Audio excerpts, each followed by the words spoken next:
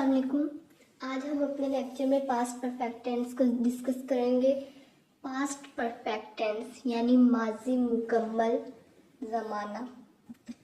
इस सबसे पहले हम इसकी डेफिनेशन के बारे में बात करेंगे कि डेफिनेशन पास्ट परफेक्ट टेंस उस अमल को जाहिर करता है जो माजी में किसी दूसरे अमल या वक्त से पहले मुकम्मल हो चुका था, यानी एक काम पहले ख़त्म हो गया और उसके बाद दूसरा काम हुआ। मुकम्मल अपने नाम से जाहिर कर रहा है कि एक काम जो शुरू हुआ और ख़त्म हो गया, उसके बाद कोई दूसरा काम शुरू किया जाएगा, शुरू होगा।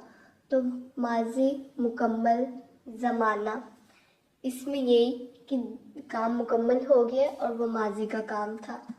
आगे हम इसके स्ट्रक्चर की बात करेंगे कि subject plus had and plus past participle यानी थर्ड फॉर्म ऑफ वर्ब। इसका बहुत इजी है कि जो भी सब्जेक्ट होगा, I, we, they, you, he, she, it, कोई भी नाम, दो या दो से ज़्यादा, सब के साथ हेड लगेगा। पास्ट परफेक्ट टेंस में सब सब्जेक्ट्स के साथ हेड लगता है और वर्ब की थर्ड फॉर्म सिंपल है, subject plus head plus third form of verb and पे अगर आपके पास ऑब्जेक्ट है तो ऑब्जेक्ट नहीं है तो आपका सेंटेंस वहीं पे ख़त्म हो जाएगा। इसकी एग्जाम्पल हमारे पास हम देख लेते हैं। एग्जाम्पल, मैं खाना खा चुका था। आई खा चुका था, हैड इटन।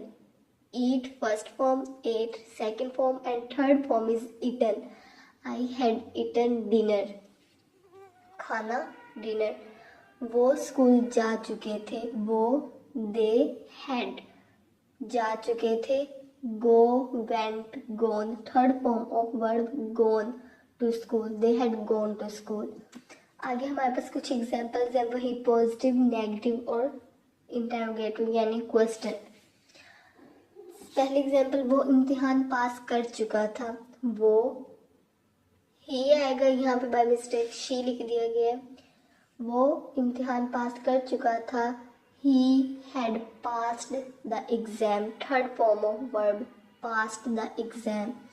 वो इम्तिहान पास नहीं कर सका था, he had not passed the exam। Simple वही है कि हेल्पिंग वर्ब had और रियल वर्ब उनके दरमियान में हम नोट लगा देंगे तो वो हमारे पास नेगेटिव सेंटेंस बन जाएगा, he had not passed the exam।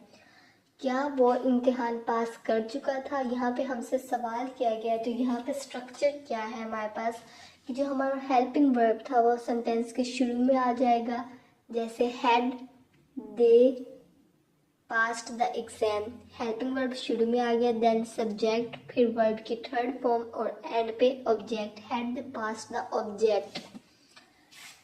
Signal words यानी और कुछ ऐसे वर्ड्स जिससे हमें पता चल जाता है कि ये ज़्यादातर पास्ट परफेक्ट टेंस में ही इस्तेमाल होते हैं, जैसे कि ऑलरेडी पहले ही, before, after, by the time.